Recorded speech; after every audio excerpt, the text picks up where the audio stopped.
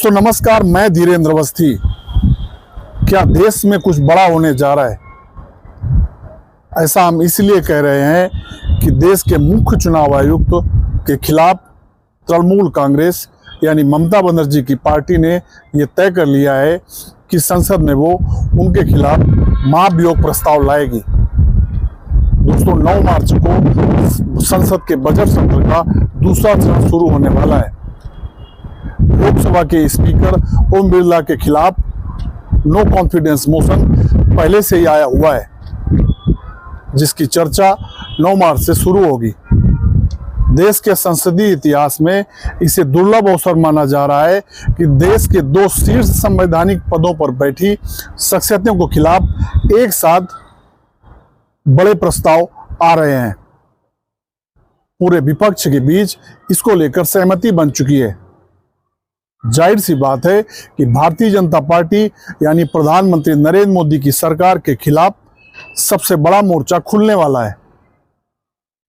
आज तक इस तरीके का मोर्चा पिछले 11 साल में प्रधानमंत्री नरेंद्र मोदी के खिलाफ नहीं खुला। एप्स्टीन फाइल और अमेरिका से डील को लेकर प्रधानमंत्री नरेंद्र मोदी की सरकार पहले ही फंसी हुई है। देश के मुख्य चुनाव आयुक्त के खिलाफ महाभियोग प्रस्ताव को लेकर समूचे विपक्ष में सहमति बन चुकी है।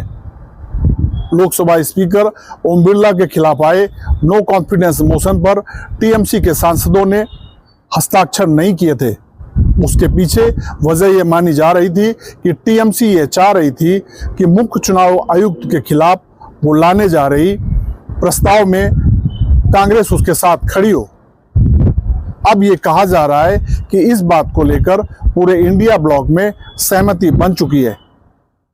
जाहिर सी बात है कि जब एक साथ पूरा इंडिया ब्लॉक यानी तकरीबन समूचा विपक्ष जब मोदी सरकार पर हमला बोलेगा तो सत्ता पक्ष और विपक्ष के बीच तनाव बढ़ना तय है।